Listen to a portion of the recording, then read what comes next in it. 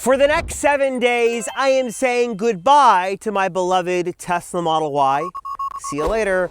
And going all in on the world of Tesla killers. Trying the best that the competition has to offer from Rivian, Lucid, BMW, Ford, Nissan, Chevy, did I say all those? I'm sure I'm forgetting some. Basically trying all the other EVs for the 2026 model year to see if Tesla is still the best option or if the grass is truly greener on the other side. And spoiler alert, the test is over, and as you can probably see, I am keeping my Tesla, but it was a very interesting experiment. There were some obvious upsides to going with some of the other automakers and their EVs, a lot of big advantages, and also some really obvious features that Tesla needs to steal. Let me tell you why I'm still sticking with Tesla in 2026, why I think they're still the best, but also some obvious downsides that Tesla has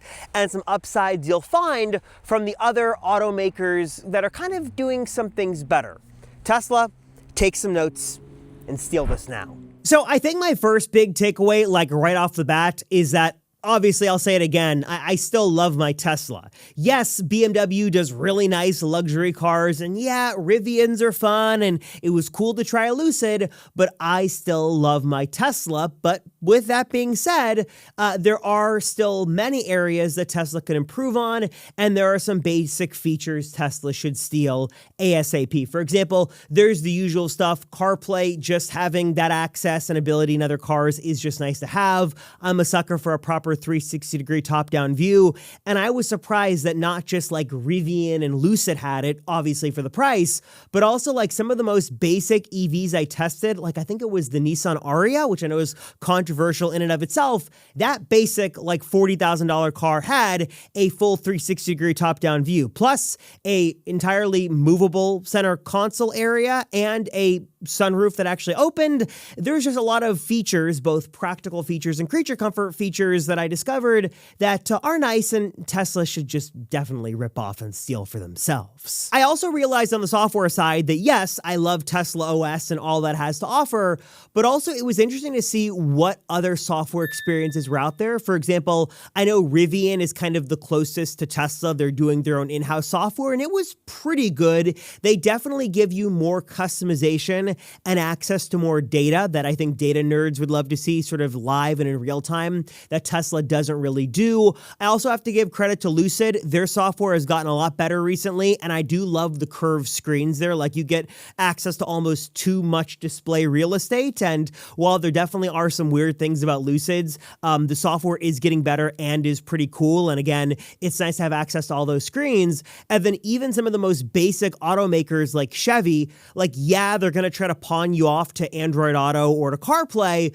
but even the basic like Chevy Equinox has like a Google CarPlay, or not CarPlay, Google like Android OS software at its base that has like built-in Google Maps and Waze that you can run independent of your phone. So pretty cool that like for $35,000, it's actually a pretty decent software experience there. Though again, I still think Tesla does the prettiest and does offer the most well-rounded experience. I also just do kind of find it ironic that Ford is really still trying to make the vertical screen thing happen with the Mach-E.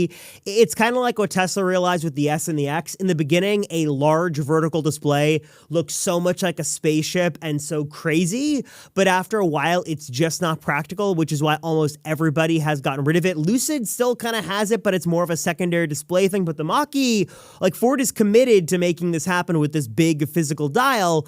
And while it does offer CarPlay support, which is nice, you'll quickly realize a vertical display just doesn't make a lot of sense. It's why even like Chevy and Nissan and everybody else has large horizontal displays. And even BMW has got like a heads-up display, which is kind of cool. It's just kind of ironic that the Mach-E, and especially all Ford has done to try to make the Mach-E the true Model Y killer, that vertical display looks like it is from, I don't know, a couple of, years ago. It doesn't look modern or at all 2026. And I will say, while it was nice to try some of the more luxurious offerings, like a really specced out R1S, and I got to try the BMW iX and other things like that, Lucids, which was fun, I honestly was really blown away by how good base EV offerings are. For example, the Chevy Equinox and the Nissan Ariya, two very controversial vehicles that have a lot of quirks and a lot of compromises, you still do get a lot for $35,000 or $40,000. The Ariya,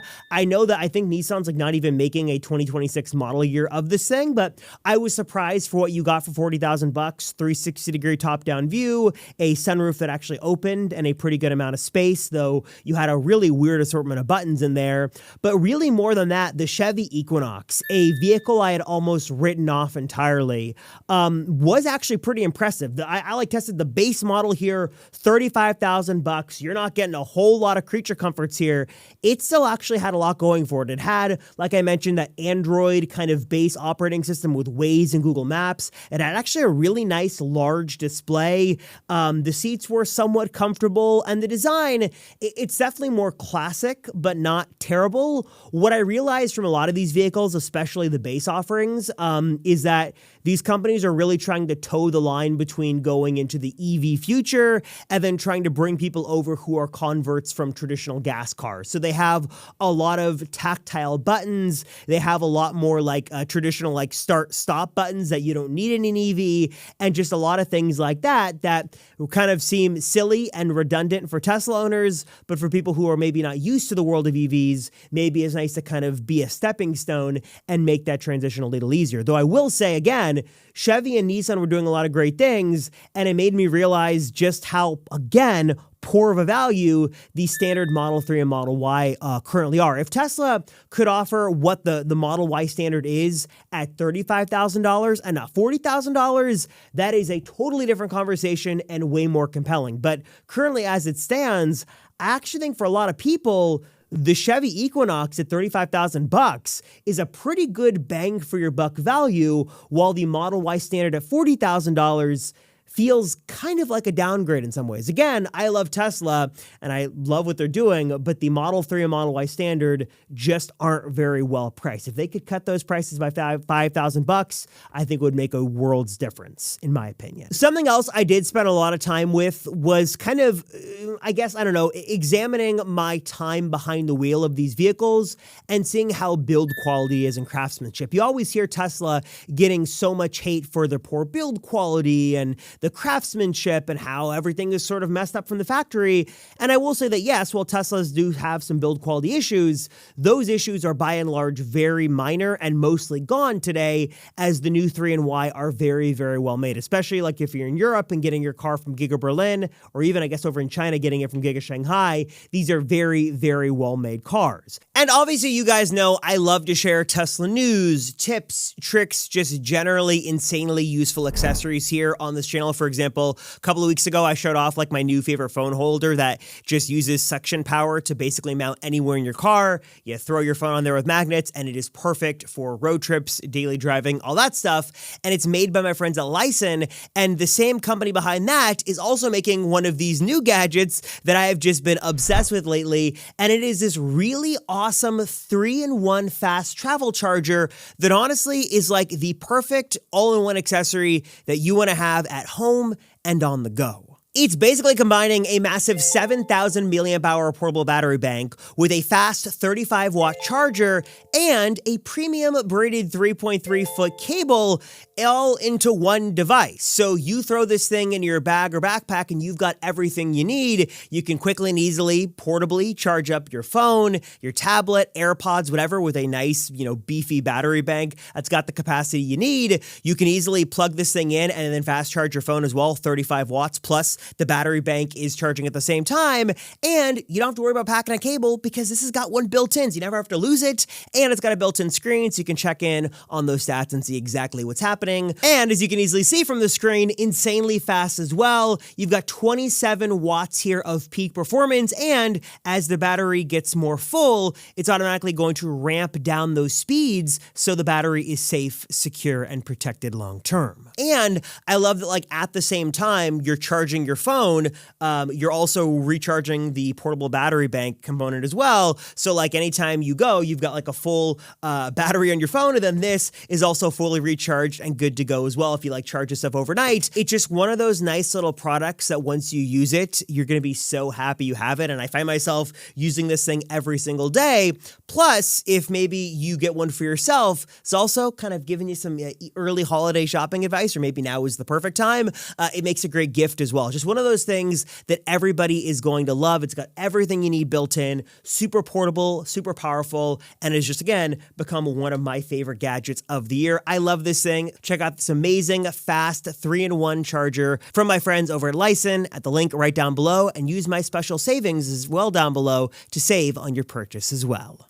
And I basically spent several days going back to back between different vehicles, the R1S, the Chevy, the Lucid, the BMW, so on and so forth.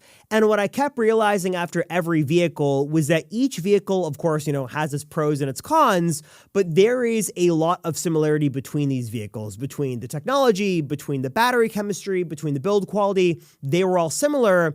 But one company that, while it's controversial, I do think continues to sort of beat Tesla at a bit of their own game is actually Lucid. One big example of this not only is just the technology, they're doing a lot in terms of technology there with Lucid and different screens and making the vehicle feel luxurious and things like that, but also it's specifically when it comes to value for range. I know that in the early days, Tesla was really well known for pushing the boundaries of battery technology and range, and then it feels like when all of the issues came with the federal tax credit, Tesla really dialed back what they were doing to make sure their vehicles would have the battery components needed to qualify for that tax credit, and maybe that hampered innovation just a bit. And now, when you look at what Tesla's doing, the range is respectable, but Lucid is also pushing the envelope and then also giving you more range for the dollar in a lot of senses. Again, I know Lucid's not perfect, but there are some, different comparisons here we should talk about. For example, if we look at the base Lucid sedan, the $70,000 Air Pure for 2026, you're looking at 420 miles of EPA estimated range. If you wanted to get that kind of range on a Tesla, best you could really do is a Model S long range, which is 410 miles, but you're looking at $95,000 for that vehicle. You're talking about spending $25,000 more and getting 10 miles less of range. Of course, there are many differences between those two cars, though many would say, again, you're getting a much better bang for your buck in terms of value and creature comforts and range on the Lucid side than you are on the Tesla side. Similar story on the SUV side as well. Again, you look at the new Lucid Gravity SUV, base model is offering you 337 miles of EP estimated range, all the way up to the more expensive one gives you 450 miles of range. Best you could do on the Tesla side is a Model X with 352, and the Plaid is going to give you better performance, but it's going to drop. So you're talking, to get the most range, you're spending $100,000 and technically getting more range on the Lucid, 100 miles range more,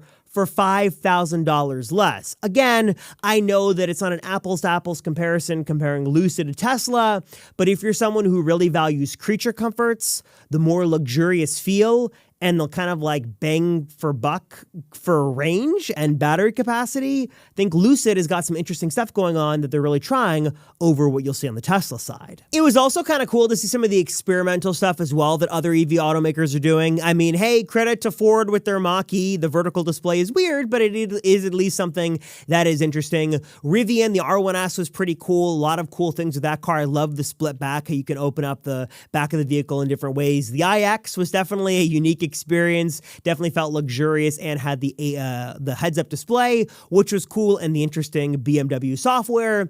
But again, all that being said, there are still many reasons why I am still loving the Tesla world, and a couple clear advantages to me as to why I am staying put in the world of Elon and Tesla, and why I still think it's a better buy over the competition for most people. Not everybody, most. Of course, I talked about the software experience. I still think Tesla does software really well, both in car and with the mobile app, but also the other elephant in the room with that is full self-driving. Everybody these days is trying to do their own driver's assistance thing. Rivian's got their thing. Lucid's got their thing with Dream Drive. There's Chevy Blue Cruise. I think Ford's got something. Everybody's trying to do their own thing, but full self-driving is definitely the most ubiquitous, the most accessible, and the most advanced, because it's basically working anywhere that FSD is supported, so not anywhere on the planet, but basically many places in the world, and you can just turn it on, you can go. It's not pre-mapped routes or only going to work certain places like the Rivian system does. This works really, really well almost anywhere on the planet, which is really cool. And if you're someone who values, having some time and not having to be fatigued behind the road, and you like to see the advancements of software and full self-driving, Tesla definitely has got a clear advantage in this category over everybody else in the competition right now. Though they are trying to compete and catch up, Tesla's FSD is simply unmatched. I also realized that after trying all these different EVs, in some cases having physical buttons is nice, but I do appreciate Tesla's less is more approach with their minimal interior. Also, I gotta give Tesla credit. I didn't really consider having a frunk a kind of luxurious feature. I thought that was kind of a necessity that every EV had, but no, I quickly realized the more time I spent with different EVs, not a lot of cars have frunk. So credit to Tesla that every vehicle, albeit not a powered frunk, still does have a frunk.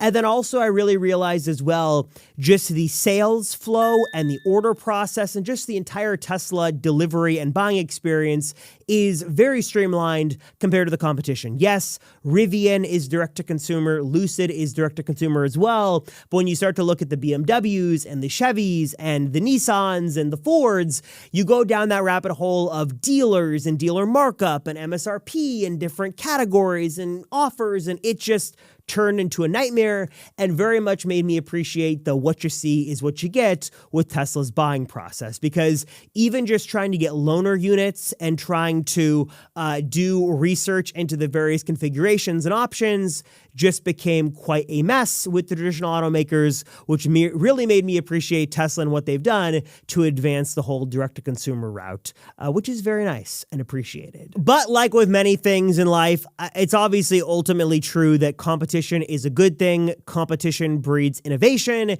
and everybody sort of working for your dollar and for your sort of spot in your driveway is a good thing and just makes things better.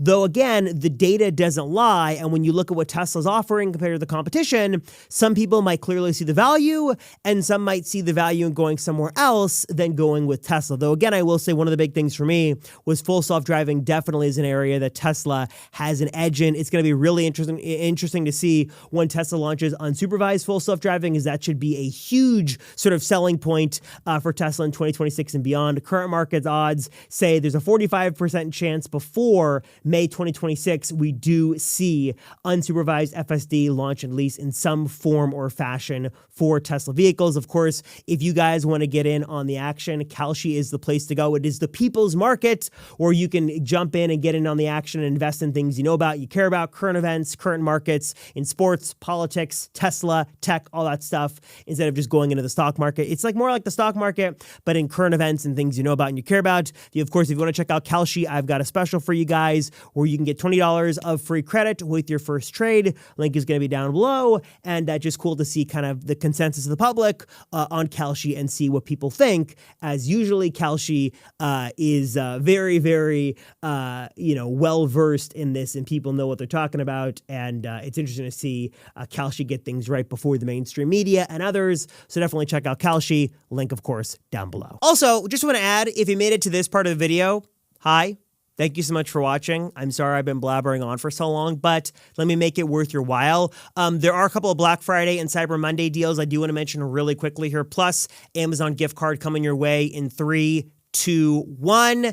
Just kidding. Keep your eyes peeled out for it. I'm going to have it somewhere hidden in the next minute or so, but I'll keep this super quick. My friends at Drive Protected, your number one place for DIY PPF. They've got an amazing set of sales going on right now, including a free giveaway where you can earn your purchase back, plus some other goodies like a Tesla gift card. Links to that down below, and the best PPF you will find on the market. Also, my friends over at 3W Liners have some amazing deals going on for their floor mats. I think it's like 35% off with my special link that, again, you will find down down below. Also, Tesla emblems. They sent me over some new stuff that I love. They have charge port wraps. They have key card wraps. They have ways to like 3D emblemize your vehicle and like give it a real cool kind of pop of customization, plus a bunch of other cool things, key card wraps, emblem wraps, de-emblem kits, so much more. They've also got a special sale going on for the next couple of days where you can save extra with my special coupon code that I will have on screen and down below.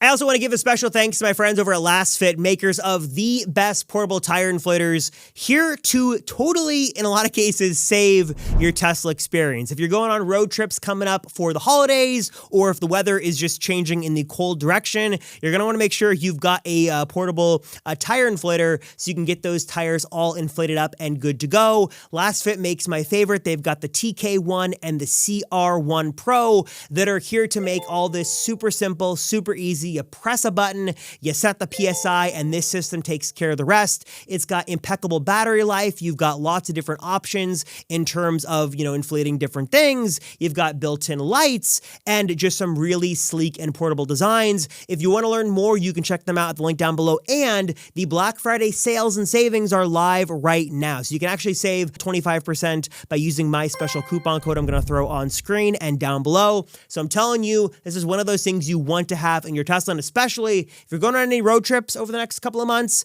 you want to have this because you're going to want to make sure you have it. And worst case, you don't need it in that situation, then need it and not have it. Last Fit makes my favorite. They're great, value packed. Check them out and save for a limited time some extra savings at the link down below. There's also, of course, your one-stop shop for the best Tesla accessories on the internet. That is over at TPARTS. My code Robert10 is going to get you 10% off every single thing on their site-wide, so you can always go there to save on some cool accessories. And then, of course, Sentry Pro. If you're looking for peace of mind this holiday season when your car is left unattended, Sentry Pro is going to give you live, real-time alerts anytime Sentry mode goes off, and also is going to put your car on the offensive to kind of fight back against some bad guys. You can try it for free at the link down below. And works on iOS or Android, and also works on every single Tesla in the lineup. This channel would not be made possible without these companies and these awesome just contributors in the community. So big thanks to them, and also big thanks to you guys for watching and supporting, and congrats to whoever got that Amazon gift card. All right, guys, so what are your thoughts as we head into 2026? Are you sticking with a Tesla? Are you considering buying a Tesla? Why or why not? If you were looking at other EVs, what sort of persuaded you one way or another? Please drop a comment down below. Let me know. Appreciate you guys as always. Thank you so much for watching. I am Robert Rosenfeld, and I'll see ya in the next one.